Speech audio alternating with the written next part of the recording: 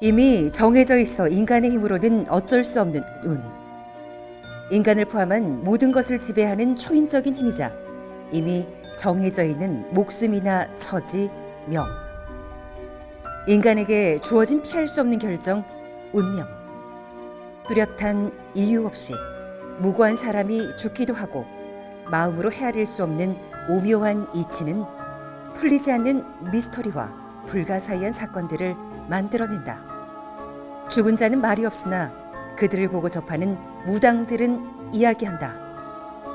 명확한 해답을 찾지 못해 떠도는 원혼의 도전장을 내민 미스터리를 향한 영검한 무당들의 점사가 지금 시작된다.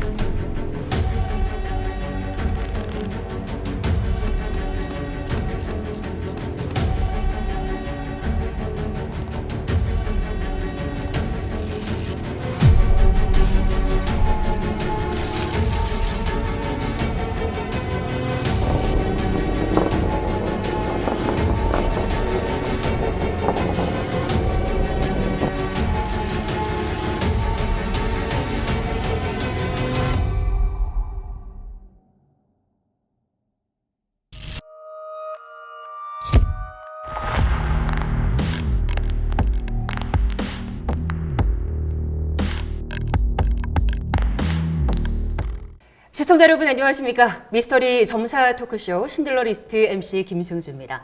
아직 밝혀지지 않은 사건들을 신의 영역인 점사를 통해서 파헤쳐보는 시간. 오늘 함께해 주실 영검한 무당 선생님들 모셨습니다. 먼저 두 분 시청자분들께 인사 부탁드리겠습니다. 네. 안녕하세요. 신의 제자 대국당 용해 장군입니다.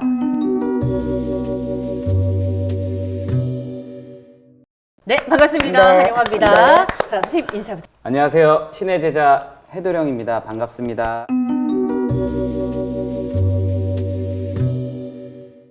자, 오늘의 공통 키워드는 도망자입니다.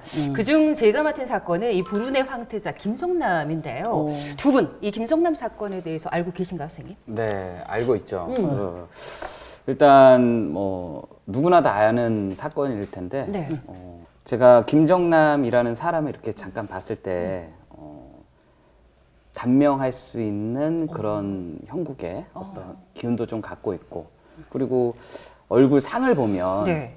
너무 이제 온폭 패인 곳도 좀 있어서 이 눈가에 약간 이제 올라온 곳이 좀 움푹 패인 곳도 좀 있어서 죽을 수 있는 어떤 수전이 조금 있지 않았나 그렇게도 보이고, 네. 그 사람 기운 자체에서 그런 불길한, 아마도 그때 그렇게 죽지 않았으면 아마 차량이라든지 험하게 더 굳게도 죽지 않았을까도 저는 조심스럽게 좀 생각을 해봤어요. 네. 그래서 김정남이라는 어떠한 인물을 봤을 때도 그렇고 굉장히 혼재돼 있고 혼란스럽고 삶 자체가 기구하게 풀어가게끔 태어나지 않았나 이렇게 좀 생각을 해봅니다. 네. 선생님도 김정남 사건에 대해서 알고 계시죠? 그렇죠. 네. 뉴스도 많이 봤고, 지금 내가 이 사람을 봤을 때는 얼굴을 보면 단명? 단명이라는 두 글자가 확 떠오르더라고요. 아, 정말요? 그래서 얼굴에서 보태든가, 그러니까 좀 뭐라 그럴까, 공포스럽게 살잖아요. 떨림으로 살고. 그래서 목숨이 꺾이는 형국으로 보이고, 뉴스를 받고 뭐 이렇게 말을 한다 그러면 사람이 그렇잖아요. 좀 오래 살면 좋은데 네. 단명이라는 참 두 글자는 굉장히 힘든 것 같아요. 그래서 좀 잘 살았으면 좋겠는데 그렇게 못 살고 간 게 좀 가슴이 아프죠. 그래서 이 사람은 만약에 그렇게 좀 안적이 했으면 네. 어디에서 외롭게 외롭게 진짜 완전히 객사로 그렇게 갈 수도 있는 사주예요. 아니, 두 분 다 조금 이렇게 단명할 사주다라고 이렇게 공통적인 단어를 들어주셨습니다. 네. 그래서 저희가 지금부터 좀 본격적으로 네. 더 이야기를 나눠보도록 하겠습니다. 네. 네, 말레이시아의 쿠알라룸푸르 국제공항입니다. 네네. 비행기에 탑승하기 위해서 공항에 들어서는 한 남자가 있습니다. 그는 마카오의 항공기에 탑승하기 위해서 자동 발권기에서 비행기 표를 구매하고 있었는데요. 그런 그의 등 뒤로 두 개의 검은 그림자가 드리워집니다. 인도네시아계 또 베트남계 여성 두 명이서 앞뒤로 이 남성의 얼굴에 뭔가를 바릅니다. 이후 남자는 고통스러워하면서 곧바로 병원으로 이송이 됐지만 병원에 도착하기 전에 사망을 하고 말았는데요. 이 사망한 남자가 바로 북한 김정일의 장남 김정남이었습니다. 근데 참 놀라운 게 CCTV 영상을 보니까 이 김정남이 두 여성에게 공격을 당한 시간이 단 2, 3초에 불과했거든요. 맞아요. 굉장히 짧은 시간입니다. 맞아요. 그런데 이 두 여성이 하는 이야기가 이 일련의 모든 과정은 장난이었다. 나는 몰래카메라를 촬영하는 줄 알았다. 이렇게 진술을 했다고 합니다. 한때 총망을 받았던 김정일의 장남이었지만 후계자가 되지 못했던 김정남. 이제 조금 더 깊이 들여다볼까 하는데 1971년 5월 10일에 태어났습니다. 그 같은 경우는 후계자가 될 수 없는 운명이었을까요? 먼저 선생님부터 답을 좀 주시겠어요? 제가 보기에는 네. 김정남이라는 사람은 후계자가 될 수 없는 운명도 운명이지만 우리가 보통 사람의 사주팔자를 보면 관운도 있고 맞아요. 이마에 별을 달고 살아야 되는 사주팔자도 있다고도 하는데 네. 이 사람은 사주팔자에도 그렇고 얼굴상도 그렇고 이 어떤 조합에서 어떤 관운이나 어떠한 인물로서는 명예라든지 이런 것도 좀 필요한데 관운 자체도 좀 부족하고 그리고 이 사주가 관운을 안았을 때 비극한 어떤 삶을 살 수 있는 그의 말대로 아마 북한에서 1인자가 됐으면 네. 1인자가 되는 동시에 바로 사망이 좀 되지 않았을까라는 생각도 조심스럽게 해보고 네. 사주 자체에서 운명의 어떤 후계자 네. 이런 거는 잘 안 보이나요? 안 보이죠. 네, 그래서 당연스럽게 이게 더 일찍 죽을 수 있었는데 사실은 제가 보기에는 더 일찍 한 5, 6년 전에 이미 그 명이 딱 끊겼다고 보면 될 것 같아요. 근데 이제 고비를 넘긴 예, 거죠. 고비를 넘어서 좀 온 것 같아 계속. 선생님 어떻게 보세요? 부모의 운으로도 더 명을 살 수가 있거든요. 그러니까 그런 분이 아니어도 다른 분들도 명을 부모 때문에 형제 때문에 명을 이어가는 게 있거든요. 네. 근데 이 사람은 장남이지만 권한을 물려받지 못했잖아. 그러니까 삶이 굉장히 외롭고 누가 도와주는 이가 없고 그러니까 사는 삶이 너무 힘들었던 거죠. 그래서 이렇게 하고 나면 내가 좀 이렇게 주위에 사람이 지인이 이렇게 있으면 좀 도와주는 이가 많아야 되는데 그 사람뿐만 아니라 모든 사람들이 옆에서 서포트 해주는 사람이 좀 많아야 돼요. 근데 그러지가 못하니까 힘들게 사는 거지. 그러니까 자기 삶이 진작에 이렇게 고비고비가 지금 이 사람은 몇 번 온 것 같아. 한 번이 온 게 아니라 네. 몇 번 고비고비가 와서 결국에는 그렇게 공항에서 그런 일을 당한 것 같아. 네. 두 분 다 좀 공통적인 좀 풀이를 해주시는 것 같습니다. 근데 사실 김정남 같은 경우는 중국과도 상당한 친분 관계를 유지를 했었잖아요. 왜냐하면 늘 암살의 위협을 받고 있었기 때문에 그래서 중국 공안으로부터 보호도 받아왔었습니다. 근데 특이한 게 그 암살을 당하던 그날은 혼자 공항으로 들어섰거든요. 이게 약간 방심을 했던 걸까요? 왜 그 어떤 뭐 보호도 없이 혼자 들어섰는지 근데 그게 좀 이해가 안 돼요. 그 사람은 그날에 네. 그 뉴스를 보면은 이름도 가명이고 이러니까 자기가 이제 완벽하다고 느끼고 갔겠지. 그쵸. 이제 다 숨기고 가는 거니까 네. 아 내가 포장을 했기 때문에 나의 포장을 하고 갔기 때문에 괜찮겠다 하는 그런 것도 있을 거예요. 그럼 그래서 그날이 선생님 살해를 당할 수밖에 없는 그런 날이었나요? 그 일진에 따라서 네. 그 사람이 그러니까 거기 아니어도 조금 가서라도 당했을 것 같아요. 아, 아니면 어디를- 비행기 안에서라도. 그럼 진짜 좀 이게 뭐 단정 내리기는 저희가 그쵸. 그렇습니다만 그날은 좀 그럴 수밖에 없었던 그런 좀 가능성이 높은 날이었다라고 볼 수도 있겠네요. 근데 그 사람 내가 이렇게 지금 영으로 떠서 본다 그러면 그 사람은 꿈도 꾸고 갔을 텐데 느낌도 있이 갔을 텐데 이 사람도 사주가 네네. 굉장히 이런 쪽에 많거든요. 그래서 그런 느낌을 받았는데 그래서 자기가 이름도 가명을 해갖고 간 것 같아. 그랬는데 그런 일을 당한 것 같고요. 선생님 어떠세요? 제가 보기에는 이제 그날 살해를 당한 날 네. 어떤 운기가 우리가 보면 조화라는 게 있잖아요. 조화. 어떤 조화에 이 사람이 가물이 많다 보니까 지금 선생님 말씀하셨듯이 그런 기운이 좀 있다 보니까 귀신의 장난인지 어떤 신의 어떤 바람인지 이런 어떠한 그런 음침한 기운이 속하다 보니까 이미 그 날은 이 사람의 나라, 네. 그러니까 원래 태어난 그 북한이라는 나라의 어떠한 기운하고도 밀접하게 구군하고도 좀 섞여 있어서 이 사람이 좀 충을 먹지 않았나도 보고요. 또 하나는 아마 이 자식이 김한솔이라는 사람이 그때가 제가 보기에는 삼재였던 것 같아.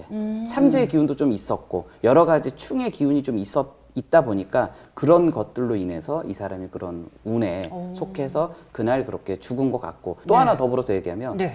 아까 선생님이 말씀하셨듯이 장남이잖아요. 네. 근데 그 장남에 우리가 보통 보면 식구를 우리가 이제 보통 이제 인구를 보다 보면 한 집에 보통 이제 차남이 있고 장남이 있고 뭐 장녀도 있고 뭐 여러 식구가 있는데 자식들을 보면 네. 장남이 장남의 사주를 못 갖고 태어나는 경우도 좀 덜어 있어요. 차남이 장남 같고 네. 장녀가 장남 같고 뭐 이런 맞아. 어떤 장손 같고 맞아. 뭐 이런 기운이 좀 있거든요. 근데 김정남이라는 사람은 장남이라는 사주보다는 홀로 외아들로 컸어야 되거나 혼자 태어났어야 되거나 혹은 형제가 있어서 태어난다고 하면 네. 어떤 이제 장남보다는 둘째라든지 막내, 막내. 예, 이런 식의 사주를 좀 갖고 있다 보니까 아마 이 사람이 그렇게 죽지 않았어도 그 후에 하루든 이틀이지 머지 않아서 분명히 어떠한 가족까지도 다 죽을 뻔한 위기를 자기가 다 안고 가게 돼서 가족을 살리지 않았나 이렇게도 조심스럽게 또 생각을 해봐요. 그럴 수도 있죠. 아, 그래요?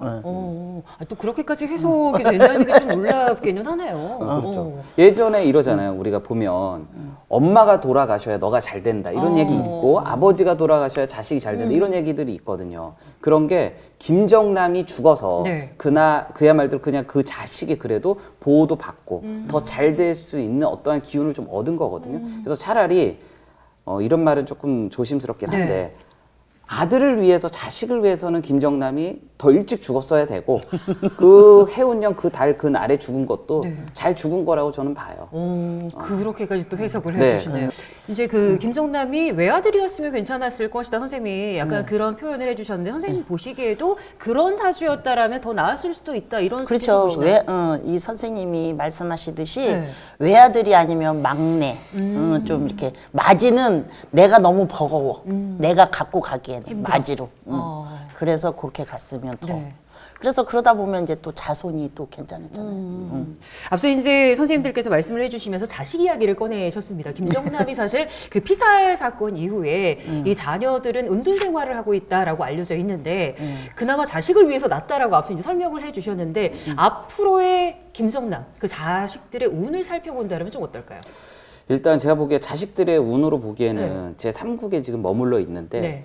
다시 지금 이듬해 뭐 지금 당장 올해는 좀 힘들 것 같고요. 향후적으로 봤을 때 전망은 그렇게 나쁘진 않아요. 근데 이제 4년에서 5년 정도를 이제 봐서 네. 앞으로 이렇게 좀 넘어가면 좀 평탄하게 좀 갈 것 같아서 괜찮을 것 같아요. 네, 선생님 보시기에 어떻습니까? 그 김정남 씨 아들은 내가 봤을 때는 이런 정치 쪽은 안 되고 구설이 딸고 그러니까 예체능 지금도 그쪽으로 활동을 하고 있죠. 네. 그런 쪽으로 가는 게 이 친구한테는 더 훨씬 좋은 일이 많죠. 그래서 이렇게 도와주는 이가 있어야 되잖아요. 네. 그죠? 그러니까 부모가 없어서 뭐 힘들기는 하겠지만 그래도 주위에서 도와주는 이가 좀 있을 거예요. 네. 그래서 좋은 일도 있을 거니까 네. 그렇게 막 나쁘게는 안 보여요. 괜찮은 편이다라고 네, 정리를 네, 좀 네. 하면 될까요? 네, 네, 네. 사실 저희가 앞서 이야기를 했습니다만 김정남 같은 경우는 46세 나이로 짧은 생을 마감을 했습니다. 근데 두 분이 이제 많은 이제 생활을 해보시고 경험을 가지고 계시는데 이렇게 단명하는 사주라던가 운명은 따로 있습니까? 그렇죠. 있죠. 있어요? 네, 있어요. 선생님 어떻게 보시나요? 이게 사주나 이렇게 보면 우리도 이렇게 뭐 솔직히 뭐 이 김정남 씨 아니어도 사람이 오잖아요. 네. 점을 보러 네, 오잖아요. 그러면 이 사람은 단명이다. 그래서 대수대명을 해라. 뭐 풀어줘라. 네. 이제 이런 식으로 우리가 하죠. 이제 그 사람의 이제 사주를 넣으면 네. 요 선생님 말 맞다나 사주팔자에서 다 나오니까. 그래서 지금 명을 떼우고 이어가라. 이제 이런 게 많이 나오죠. 우리들한테는. 진짜 따로 존재하군요. 그렇죠. 단명도 존재를 하고 네. 우리가 보통 이제 어렸을 때 이제 보통 이제 부모들이 태어나서 어렸을 때도 그렇지만 아이를 낳으면 보통 이제 그 삼신이라고 하잖아요. 네, 네. 삼신 아기가 태어나서 그 어떤 허물을 벗기기 위해서 삼신의 어떤 부정을 벗기기 위해서 보통 우리가 이제 빌어주라고 해요. 그래서 10세까지는 보통 많이 빌어주라. 해운년 생일, 음력 생일을 꼭 세줘서 백설기 떡이나 뭐 수수팥 떡이나 여러 가지 갖은 음식으로 조금 집에서라도 좀 한 번씩 절을 하면서 빌어줘라. 이렇게도 좀 얘기를 해요. 그쵸. 왜냐면 10살까지 하라 그랬지. 일찍 죽어서 단명인 경우도 있지만 네. 제가 보기에는 또 단명이 어떤 걸로 보냐면 불구가 되는 것도 단명으로도 좀 봐요. 아, 그래요? 그렇죠. 인간적인 어떤 생활, 사지육신이 멀쩡하게 못 가고 뭐 벙어리가 된다든지 지능이 좀 딸리게 돼서 약간 그 3세면 3세 때 머무는 어떠한 그런 생활이 좀 지속될 수가 있고 네. 혹은 차량, 천재지변에 어떤 사고도 좀 있다 보니까 저 같은 경우는 그런 어떤 소아관살이라고도 해요. 아이가 자라나는 어떤 7세까지의 어떤 기운이 초등학교 1학년이 되기 전까지의 기운은 소아관살, 관살이 붙으면 애가 좀 잘못되거나 뒤틀리거나 뭐 사주육신이 좀 편하지 않게 가기 때문에 그런 단명의 기운도 좀 같이 오는 거거든요, 사실. 그러니까 그런 것도 오지만 네. 조상에서 이렇게 하신 분 있잖아. 안 좋게 가신 네, 분들. 네. 그런 분들도 이렇게 자손이 태어나면 꼭 그렇게 태어나더라고. 아, 그렇게 받아서? 그렇죠. 그런 걸 그래서 많이 좀 벗겨주라고도 그렇죠. 하고 빌어주라고 하죠. 많이 그러니까 빌어주고 풀어주고 네네. 뭐 그러니까 우리 쉽게 얘기하면 뭐 대수대명 차라 네. 그런 말을 해요. 자, 그렇다면 또 궁금한 게 이렇게 이제 자연사로 돌아가시는 분들도 있지만 사실 자연사가 아니라 누군가에 의해서 살해를 당하거나 아니면 좀 사고사로 돌아가신 분들도 있잖아요. 근데 이분들을 위해서 뭐 가족분들이나 지인분들이 찾아오실 텐데 그렇다면 두 분 선생님께서는 돌아가신 분들을 위해서 조금 특별하게 해주시는 게 있을까요? 선생님부터. 사건이나 뭐 살해로 죽은 사람들 있잖아요. 네. 그러니까 그런 사람들은 뭐라고 얘기를 하면 진욱이, 안 그러면 자리거지, 아니면 천도제 이렇게 해서 넋을 달래서 그래야지 자손들이 괜찮으니까 좀 이렇게 풀어줘라, 빌어줘라 이렇게 하고 가죠. 그러면 그 자손들이 괜찮아요. 많이 좋아져. 자중도 많이 되고. 그럼 그분들이 오셔가지고 이런 사연들을 말씀을 하시면 선생님께서 좀 풀어주는 과정을 해주시는 거예요. 그래서 누구나 다 뭐 이 무속인 선생님들은 거의 그렇게 할 거예요. 선생님은 어떠세요? 특별한 그렇죠. 방법이 있으세요 혹시? 특별한 방법이라기보다 네. 이제 여기 선생님이 말씀하셨듯이 네. 진호기. 근데 이제 진호기를 하는데 네. 사실 우리가 이제 죽은 사람을 망자라고 하거든요. 네. 망자. 맞아요. 망자의 넋과 혼을 달래서 이승에서 못한 한을 풀어서 극락으로 천도를 하는 건데 우리가 이제 어떠한 그 사람, 죽은 사람은 어떤 염원을 담아서 말 그대로 이제 풀어주는 거, 구술하거나 해서 풀어주는 거 말고는 없죠. 그러니까요. 그렇게 푸는 게 제일 깔끔하고 깨끗해. 네, 알겠습니다. 오늘 저희가 일반적인 뉴스로만 접했던 내용들에 대해서 조금은 다른 시각으로 신의 영역이라고 하는 점사를 통해서 조금 한 단계 파헤쳐보고 조금 더 알아가보는 그런 시간으로 함께 했습니다. 세상에 영원한 비밀은 없다고 합니다. 어둠에 가려진 진실은 언젠가는 수면 위로 떠오르기 마련이지요. 오늘 영감한 무당 선생님들과 함께 신들러 리스트 그 첫 번째 이야기, 희대의 도망자 주제를 다뤄봤습니다. 아직 풀리지 않는 의혹들에 대해서 날카로운 풀이를 두 선생님께서 해주셨는데요. 신들러 리스트 그 첫 번째 이야기는 여기서 인사드리고 저희는 더 미스터리한 사건과 인물들로 두 번째 시간으로 찾아오겠습니다. 함께해 주신 여러분 고맙습니다. 네. 고맙습니다. 감사합니다. 고맙습니다. 네. 수고하셨습니다.